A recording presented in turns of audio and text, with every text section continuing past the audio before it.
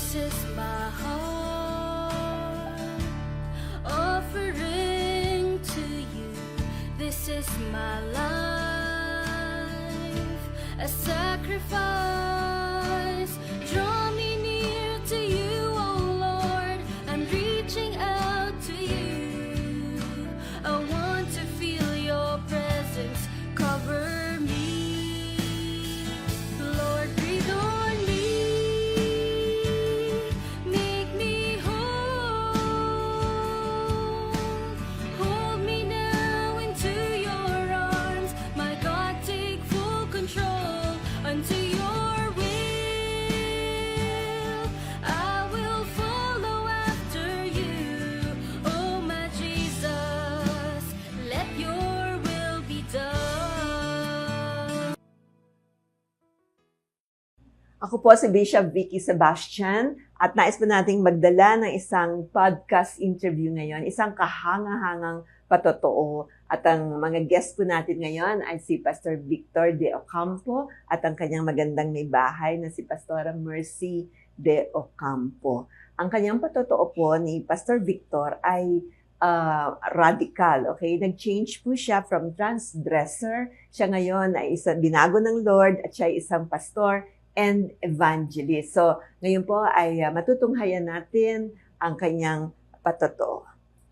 Salamat sa pagdalo nyo ngayon. Napaka-importante po na mapag-usapan natin ang mga bagay na to. Pastor Vic De Ocampo, kayo po ay dating transdresser, pero binago po kayo ng Panginoon at kayo ngayon ay naglilingkod na sa Diyos. Okay? Mari ba akong magtanong na may lang katanungan para yung mga nakikinig po sa atin, marahil ay gusto rin lang malay nyo, may mga gusto na rin yung magbago, no? Na hindi na sila masaya sa kinalalagyan nila. Okay? Na nagkakaroon na sila ng confusion. Pero dahil sa example ninyo, ay makikita nila na meron palang pagbabago talaga sa Panginoon.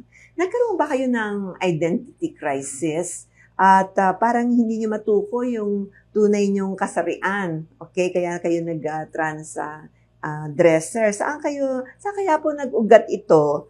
At mga ano pong edad kayo noon? Nag-umpisa? Actually, Bishop, yung panahon noon, yung tungkol sa identity crisis, hindi naman napapag-usapan noon. So, bali, ang buhay ko noon is, nag-enjoy ako dahil masaya, pero actually, yung nangyari itong bagay na ito, nung ako naabuso, hindi alam to ng mga magulang ko, pero I was abused physically ng aming kapitbahay. At siguro, doon nagsimula na ako ay nagkaroon ng desire na gawin yung bagay na alam ko naman na hindi pwedeng matanggap ng aking mga magulang. So, ang nangyari din ay ako na-influensyahan dahil doon sa lugar namin maraming mga bakla. So, na-influensyahan ako, nagustuhan ko yung mga naririnig kong sinasabi nila, masaya. Kaya, at sabi ko nga noon, nung aking tinignan yung meaning ng gay, cheerful at saka happy. Pero ngayon iba na. Pag sinabing gay na, ito yung talagang kailangan ikaw homosexual, na nakikipag-engage ka sa mga bagay na hindi katanggap-tanggap sa ibang tingin na ibang tao. Okay, so, kaya yung identity crisis na yun, hindi ko yata naramdaman. Basta ang alam ko, nung ako bata pa, narinig ko sinabi ng ninong ko, alam mo, sabi sa nanay ko, na alam mo, yung anak mong yan, maraming paluluhaing babae. Wow, kasi bongga. Gwapo naman kasi kung maliit. So, marami daw akong paluluhaing babae. Pero ang nangyari, kabaliktaran. Ako ang pinaluhan ng maraming lalaki. Bakit mo nasabi yan, Pastor? Anong ginawa nila? Paano? Hindi, kasi, siyempre, nung that time na ikaw nandoon na sa sitwasyon na ikaw nagkakaroon ng relasyon sa kapwa mong lalaki, natural na gagastusan mo sila. Ayun ang mahal, ano? Oo. Pag hindi mo na sila ginastusan? Wala kang love life. Tapos po, na-enjoy niyo na yung ganung Oo, company. pero at that time, actually ako, nangyayakap ako ng babae. Mhm. Pero hindi naman actually ako talaga, Mm-mm. influensya lang ako talaga. Na-influensya ako Mm-mm. na ngayon nga, napatunayan ko talaga na through media, Mm-mm. na mga pinalalabas mo ko ng mga kabaklaan, Mm-mm. okay, at ito ay tinotolerate ng marami. So maraming kabataan at mga bata pa lang ay magmamanifest na sa kanila na gusto nila yung ganung style, ng lifestyle. Oh, Na, parang nauso na. oo, nauso na. Sumusunod nila sila sa uso. Pero ako, dumating sa buhay ko na talagang hindi na ako happy eh. Oo. Hindi ko gusto yung life ko na gano'n. Bakit kaya? Anong nagtulak sa'yo? Ba't hindi ka na masaya? Ang saya-saya mo dati, tapos biglang parang hindi ka na masaya. Kasi sabi nga natin na yung mga katulad ko dati na masaya, panlabas, pero deep inside in their hearts, they are crying. Okay. Hindi masaya. Kasi, at lalo na kung ikaw ay na-share ng Word of God. Oo. Oo, tapos nalaman mo na God created man, okay, yung male and female na kinreate ng Panginoon. So, doon na nagkakaroon ka ng awareness na hindi pala talaga dapat, na walang nilikha ang Panginoon na yung dating buhay ko noon, kundi nilikha lang ng Panginoon ay yung male and female. Oo. So, kaya nung nalaman ko yun, nagkaroon ako ng kalungkutan sa puso ko na ganun pala, na ang nilikha lang pala ng Panginoon na ayon sa kanyang imahe ay lalaki at babae. So ngayon, it is abomination to the Lord na kapag ini-insist natin na mayroon pang ibang nilikha ang Panginoon, maliwanag naman sa salita niya na ito lang, male and female. Talaga, yung iba, ginagawa lang ng iba na complicated ang mga bagay na yun. Pero when we search the truth about the Word of God, nakikita natin doon na yun lang talaga. Na kung mag-i-stick tayo doon sa truth na yun, ang sabi ng Panginoon, you will be set free. And then kapag naintindihan mo pa yung katotohanan na yun, talagang you will be set free by God. So, paano po kayo na-expose sa Word of God? Dahil siguro dati, nagbabasa ka na rin ba ng Bible noon? No. Namaten ako ng simbahan sa Catholic kasi ayaw na Catholic.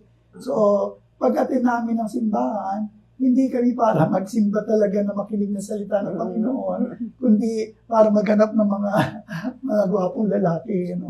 So, pero nung na-expose ako, nung may nag-invite sa akin, nagkaroon ako ng problema na may nag-invite sa akin yung kapatid ko na umattend ako ng Bible study.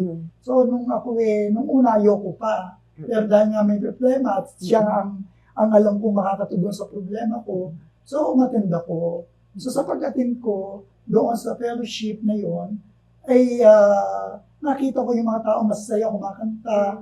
At ako'y nakabihis noon ng nakabiterante ko, sexy ko noon. Pero I never seen them na ako'y pinagtatawanan. So, wala ko nadamang discrimination. So, nadama ko is yung pagmamahal nila sa akin na kung ano man yung ginawa ng Panginoon sa kanila na sila binago, alam ko rin na ganun din ang dinidesign nila. Sa nakita ko sa nadadalawa ko, na dinidesign nila na ako din ay mabago.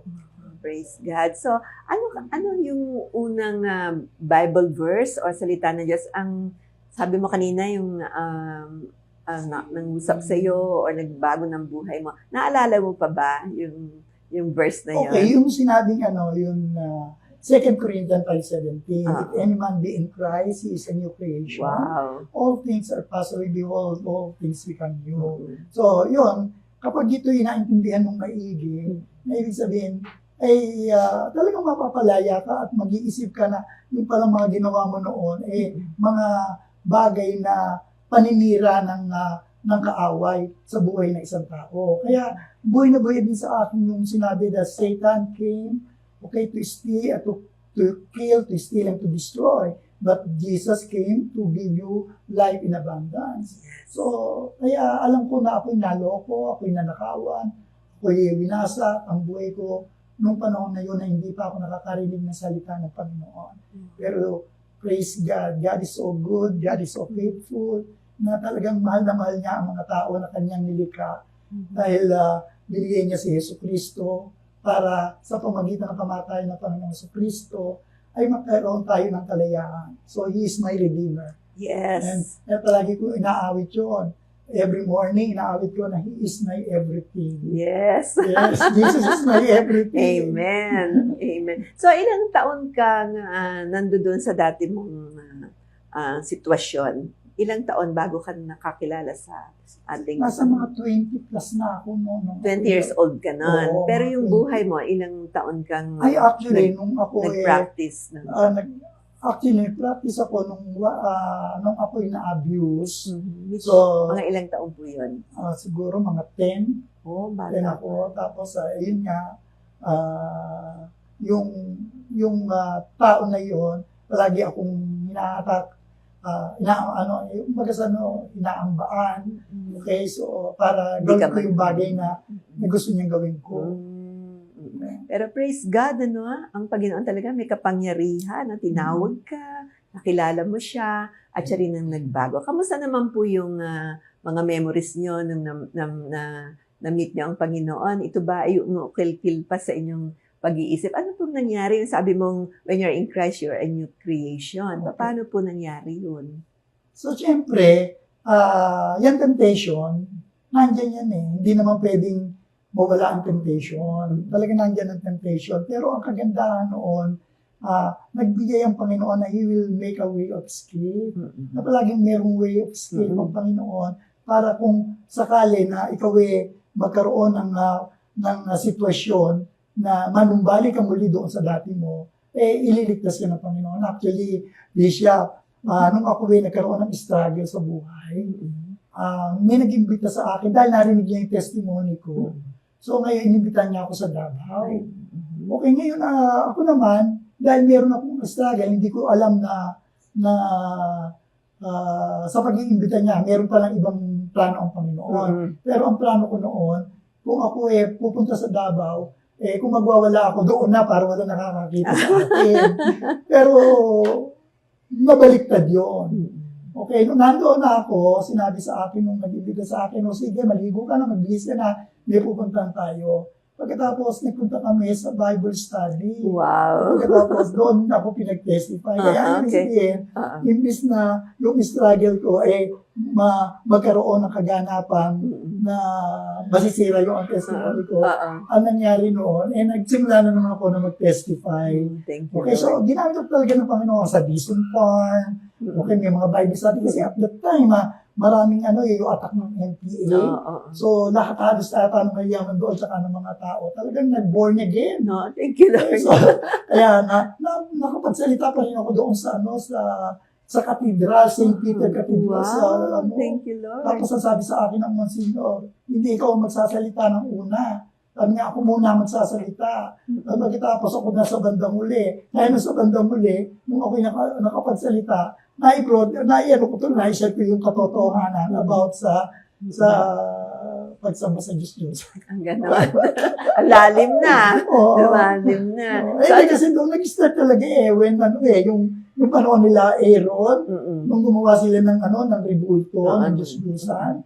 Okay, doon nagsimula na yung mga sexual sin na naganap. At tapos, kinonfirm yan doon sa Romans. Na yung sabihin, because they worship the creation instead of the Creator, kaya ang Panginoon, pinabayaan sila sa kanilang mga lisyang gawain. Kaya, at sabi pa rin doon sa banda ng huli ng Romans na kung sino yung nagtotolerate, the same judgment ang mangyayari. Yes. Balita ko, unang tumibok daw ang puso mo dun sa Davao. Hindi pa si Pastora Mercy. Hindi. Paano yan? Pwede ba ikwento? Paano titibok ang puso? Yung nakita ko, talagang ko yata yung magandang ngumiti, yung palang ngiti. Okay, nung nakita ko yung babaeng yun, biglang tumibok ang puso ko. Sabi ng puso ko, dugudug. Okay, sabi ko, Lord, ano ba ito? Sabi ko, ano nangyayari sa akin? Yan ang sabi sa akin ng Panginoon, in-impress niya sa akin, because you are a real man, you are a man, So, kaya tumibok yan dahil para ka sa babae, hindi para sa kapwa mo lalaki. What happened? Natuloy ba yun? Naging Hindi girlfriend naman ba? kasi hindi naman siya pa-born again. Okay, at ang sagot niya baka masira lang ang testimony ko kung itutuloy ko yung aking ano. Kaya nung umuwi ako dito sa Manila, tumibok pa rin ang puso ko sa mga ilang babae. Wow! Okay, so, kaya naalam ko talagang ginagawa ko ng Panginoon. Thank you. So, parang yung proof mo. Oo, Na-attract yung progression ng ano, yung process ng ano. So, na-attract ka na ngayon sa mga babae, Oo, sa mga di ba? babae. Dati hindi sa mga pogi lang. Oo. Praise God. So, Pastor, paano mo naman nakilala si Pastor Mercy? Mamaya po ay tatanungin na natin siya, di ba? Actually, kasama ko siya sa church. Yes. Okay, doon sa sa JCS. Pero dating sure God sa doon, palagi si Disha, nagkakaroon kami ng Life in the Spirit seminar sa mga restaurant, sa mga companies. Okay, so kami kasama na sa team ng Life in the Spirit seminar. Ako yung palagi nag-share ng my life testimony, yung new life. At siya naman ang nag-share about ng praise and worship. So dahil naririnig niya yung testimony ko. Kaya nga nililigawan ko siya Ayaw niya. Nililigawan ko siya noon. Kasi alam niya na baka daw sabihin ng kanyang mga magulang. Oo nga, oo. Pero later on, siya na magsasabi kung sige, Pastor Mercy, paano po ito? Paano kayo niligawan ni Pastor Vic? Tsaka ano po yung impression niyo noon? Di ba? Tumibok din ba yung puso niyo sa kanya? Actually, sabi ko noon, pagdating ko ng 28, kailangan mag-asawa na ako.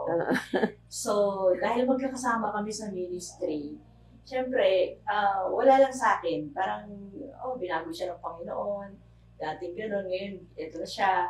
So, maganda dahil may pagbabago sa buhay niya. So, nung nagpipray nga din ako na magkaroon ng partner, hindi ko inakala na siya yung maliligaw, siya yung gagamit ng Panginoon para yung heart's desire ko magkaroon ng katuparan. So, nakilala ko siya, isang bagong nilalang na.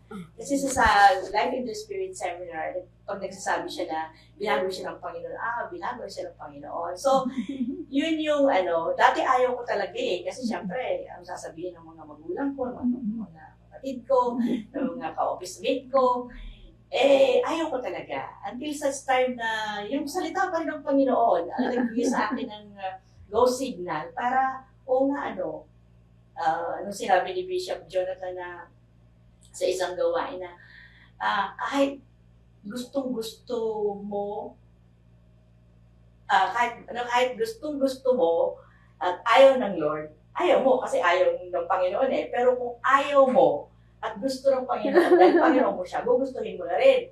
Sabi ko, ang hirap naman pala noon. Sabi ko, gano'n, kung gusto mo, Lord, di gusto ko na rin. Kahit ayaw ko, at gusto mo, Lord, gustuhin ko na rin. Gano'n, Yun po yung naging daan para ilagay ko yung aking sarili na kung siya talaga yung ibibigay sa akin ng Panginoon, tatanggapin ko na. Kasi naligaw na po siya sa akin. Paano ba manligaw Nako, nakakatuwa nga po kasi nung time na yon dahil nga magkakasama kami, walang, kumbaga, magkakapatid. Yung time na midweek service, may lumalakad na Mercy Chocolate. Yung Mercy Chocolate na yun, ipinasa niya sa mga ibang kapatiran, saan kaya makakarating yung Mercy Chocolate na yan? Hanggang sa nakakarating sa akin. Pag nakarating na sa akin, magpapalakpakan sila. Ano yan? Yung pala yung way niya ng pangliligaw. And then, may mga sumunod po mga pagkakataon na rose naman ang lumalakad sa congregation. Sana naman kaya makarating yung red roses na yan. Nakarating na naman din sa akin. So, sabi ko, si Albert talagang yung paraan ng pangliligaw, ganoon ang ginagawa niya. So, yun po yun. Doon po nagsimula lahat. Yung kanyang pagliligaw sa akin. So, ito po ay nagkaroon ng kasaptuparan. Kayo ay kinasal, no? Nauni na, 7 araw. 7 araw ang panliligaw mo. Ang tagal naman. At yung pang-7 araw, kumain kami sa isang restaurant. Yung chicken. Okay, pagkatapos, doon ko ibinigay sa kanya, nung nasa taxi kami, doon ko ibinigay sa kanya yung singsing Wow. na pinabili ko sa kapatid ko sa Saudi. Wow. Okay, no, sinusuot ko na sa kanya, ayaw pa niyo muna. Pero maluwag naman yung singsing eh. Kaya hindi pwedeng hindi makasuot sa kami, sa daliri niya. O pagkatapos sinabi niya, yes. Nag-yes na siya. Wow. So, nung inatid ko siya sa kanyang dormitory. Oo. So, how many years ago? Yung And then, mula nung yes. And then, nung Naing- after 7 days na niligawan ko, sinagot niya ako, antimano, inayos na namin yung plano ng pagpapakasal. Wow, talaga. O, Kevin, makinig ka, ha, yung ating direktor. Okay. So, inayos niyo na. Oo. So, nakahanda ka na. So, ilang years na kayo ngayong kasal? 38. 38 years! Praise God. So, that's a blessing. Ano? Yes, So, ilan ang naging supling ninyo? Apat ang naging Puro supling. So, babae. this is radical. Di ba? Yung change na yan. Dati ay, saan-saan siya nagpupunta, di ba? Magulo yung buhay niya para marami siyang hinahanap. Pero natagpuan niya si Lord at nagtagpuan niya si Pastora Mercy. Amen. Praise God. Sa Pastora Mercy, paano ka nag-adjust, di ba, sa inyong pagsasama? Actually, napakalaking bahagi talaga yung kung alam natin ang katotohanan sa salita ng Diyos. Kasi kapag alam mo na yung partner mo ipinalaya na talaga ng Panginoon, wala na yung lahat ng nakaraan. Kinalimutan lahat yung nakaraan at bago na ang lahat. So, nung may pamilya na kami, normal ang buhay namin. Dahil ang mga anak ko nag-Bible study, natutunan nila ang salita ng Panginoon, na talagang yung foundation nila sa Word of God talagang matatag. So, hindi ako nahirapang mag-adjust tungkol doon kasi ang aking pinamuhay ay ang salita ng Panginoon na binago na kami ng Panginoon. Praise God. Thank you, Lord. So, Amen. Buhay sa ngayon. panahon natin ngayon, madami din nga napoproblema. So, sasabi ka ba bilang advice, di ba, sa mga taong naghahanap ng kapayapaan? Sabi mo nga kanina, masaya lang sila sa labas, pero Deep at the inside. end of the day, sa loob-loob nila, meron pa rin silang hinahanap. Okay? So, anong masasabi niyo doon? Siguro ganun din ka, Pastora Mercy, kung may Ang masasabi ko is life is beautiful. Don't make it complicated. So just stick to what the Bible says. That God created man, okay, in His likeness. Male and female, no other ang ginawa ng Panginoon. So ngayon, just meditate the Word of God. Day and night. And you will observe to do. So we can do something when we observe what is written in it. Kung ano yung nakasulat sa Biblia, ma-observe natin as we meditate it day and night. And then we can do something about it or we can put it into action, whatever, kung ano yung sinasabi ng Panginoon sa kanyang salita. Sabi ng Panginoon, and you will make your way prosperous and you will have good success. So it is not God that will make your way prosperous. It is us. It is our choice. Yeah. It is our choice because God has given us the free will. Okay? So kung ini-expect natin na God will make our way prosperous, no, sinabi na ng Panginoon, meditate His Word day and night. So, yun ang dapat gawin. So yun ang diba? dapat gawin. Alala, tsaka kapag pumapasok kasi sa atin, kasi alam no, ang demonyo, ang tinatarget niya is our mind. Sasuggest niya mga bagay na mga kasinungalingan because he is a liar ever since. She is the father of lies. Puro kasinungalingan ang itatanim niya sa ating isipan. Kaya kung kapag ang nasa isipan natin yung mga evil thoughts, so yan kung ano yung dominant sa thoughts natin, yan ang pipiliin natin ngayon na magiging words when it proceeds to our mouth. Yes. Magiging words na yan. And kung ano yung words na yun na ngayon magiging action. Kaya kapag pumasok sa iyo, ako isang bakla, ako ay sinilang akong ganito, God, hindi na-create ng Panginoon ng bakla o ng tomboy. Ang create ng Panginoon, male and female. So, kaya hindi tayo malilito. Just stick to the Word of God. Meditate it day and night. At makikita natin, God will just move mightily. Okay, gagawin niya yung part niya. Gawin natin yung part natin. Kaya nung nabaptize ako ng Holy Spirit, it's the Holy Spirit who gives me the power. Yeah. Hallelujah, to live a life that is pleasing to God. Yes. And I want to please God every day. And I don't want to go to hell because heaven and hell are real. I want to go to heaven. Oo. At ng mga katotohanan yan na pag-aralan mo sa salita ng Sa Diyos, salita ng at siguro Panginoon. nagpatuloy ka din sa fellowship among Christians, Oo. na nasuportahan ka ba ng mga Christians? Yes, no? yes. At saka, tinanggap ka, wala namang nag-reject sa'yo, sabi mo kanina, at nagpatuloy kaya, nag-mature ka. At ngayon, tignan mo naman. Amen. Diba? Ang plano ng Hallelujah. Diyos sa'yo Just continue to Yeah, learn. Because yeah. when you stop learning, you will stop your growth. That's true. That's true, diba? Pag hindi na tayo nagle-learn, ayaw na natin matuto. Hindi na Oo. tayo lalago. So, Pastor Mercy, ano naman ang masasabi mo, diba, sa mga nakikinig sa atin ngayon? Kapareho naman, ba, pinili ka, diba? Kung talaga yun ang sabi ng Lord sa'yo, diba? Paano mo napalaki yung mga anak mo rin sa magandang paraan? Totoo po na talaga ang salita ng Panginoon, pag ito ang naging pundasyon natin, talagang maglilid sa atin to sa magandang buhay. So, talagang yung salita niya na dapat kauhawan kabutungan ng bawat isa sa atin Kasi yun lang talaga yung magiging matibay na sandigan natin. Ano man ang dumating na problema, ano man ang mga pagdadaanan natin sa ating buhay, yun po yung magbibigay sa atin ng kalakasan, ng Amen. kagalakan, ng kapayapaan. So yung mga tao na naghahanap ng totoong kapayapaan, matatagpuan lang natin yan sa Panginoong Jesucristo kapag tinanggap natin siya sa ating buhay. Kasi wala nang iba tayong dapat pupuntahan kundi siya lang talaga. So sa mga anak ko na alam ko na talagang yung pundasyon ng salita ng Panginoon nasa kanila, kahit saan sila makarating, kahit anong mangyari, yung salita niyo na magagabay sa bawat isa sa kanila. Kaya dalangin namin na ang mga pamilya na naghahanap ng totoong katugunan sa kanilang pangangailangan, si Jesucristo ang katugunan, kasagutan sa lahat ng ating pangangailangan.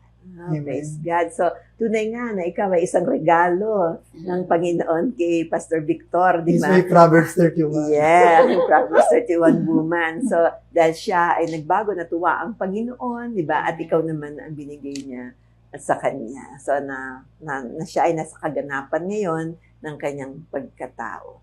So, ang mga kaibigan, mga kapatid, nakita po natin kung gaano pwedeng magbago isang tao sa pamamagitan ng ating Panginoon Jesucristo. Amen. Marahil sa puso ninyo, kayo po ay nagpe-pray or gusto niyo nang may bagong mga bagay na dumating sa buhay. Marahil yung buhay niyo parang nagsasawa na kayo sa buhay or dumidilim na yung buhay ninyo, may pag-asa ka. Amen. Sa araw na ito, dala-dala sa iyo ng Panginoon ang mensahe niya na siyang unang umibig sa iyo. Siya ay naging tulay mo pabalik sa ating Ama.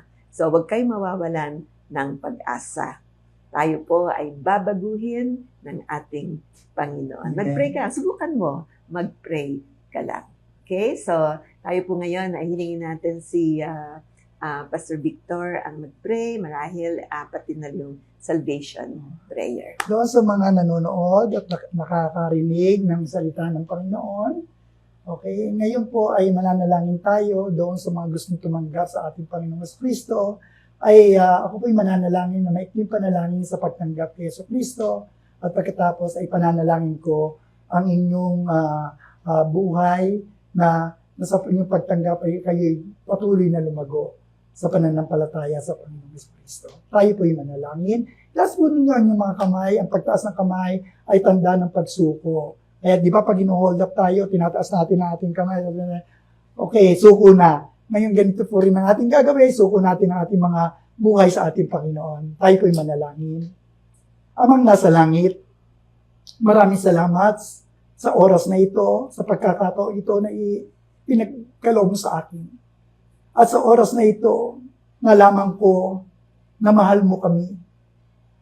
At gusto mo, Panginoon, na ikaw ay makasama namin sa iyong kaharian.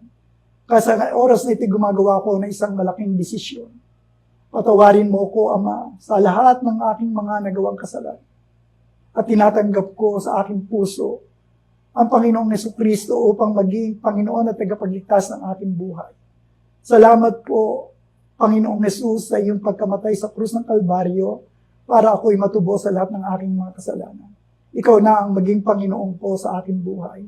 Salamat at ipagkaloob mo ang banal na Espiritu na magbibigay daan para ako ay magtagumpay sa buhay na ito na aking tatahakin sa aking journey. Salamat po, Panginoon. Hallelujah. At kung ikaw ay tinanggap mo si Jesus bilang Panginoon at tigapagligtas ng iyong buhay, taas mo pa rin ang iyong kamay at ikaw ay ating papanalangin. Panginoon, maraming salamat sa mga tao na tumanggap sa iyo ngayon. Dalangin ko, Panginoon, na bigyan mo sila ng uhaw at gutom sa iyong salita. Salamat po, Panginoon, na ang buhay nila ay hindi na magiging katulad ng dati. Thank you, Lord, that there will be a transformation of their lives, O God, as they accepted you as their Lord and Savior.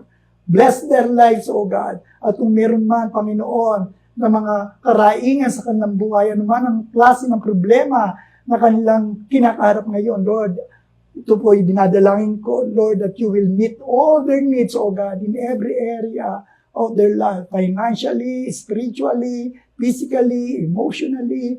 Panginoon, thank you, Lord, that you will bless them and you will meet all their needs. Thank you, Father God, for your faithfulness, for your goodness. In Jesus Christ's name, we give you all the praise, the honor, and the glory. And everybody say amen. Amen. Glory to Amen. God. Praise God. Glory to Hallelujah. God. At kung sakasakaling tinanggap niyo ang Panginoon, ngayon, imbita niyo siya sa kanyang buhay. Sumama tayo sa panalangin ni Pastor Victor de Ocampo. Ay maaari po kayo makipag-ugnayan sa amin. Meron po tayong chat box. Kung meron po kayong mga prayer request, ipag-pray po yan ng ating mga prayer warriors. At kung sakasakaling nais nyo ng New Testament Bible, padadalan po namin kayo ng libre. Gift po namin sa inyo. At inianyayahan po namin kayo bukas ay patuloy po tayong manood at makinig ng ating programa dito lamang po sa Jesus Christ Saves Global Outreach. Maraming salamat. Well, and of course, thank you so Thank you much. very much. Salamat sa pagdalo Happy ninyo. Victorious Yes. Resurrection Day to all. Sa Sunday. Yeah. Di ba? Pero ngayon, salamat sa napakagandang patotoo both kayo dahil, it takes a woman really, no, to take care of her man ng 38 years, di ba? Praise God. At syempre, meron ka pang background. Pero, it takes a strong woman. Talagang Proverbs 31 woman. So, thank you so much. And Thank God you, bless you. Bishop. Sa uulitin po na ito. Alam kong maraming nanonood sa atin ngayon at sila po ay na-bless. So, Amen. God bless you and bye-bye. Bye-bye. See you soon.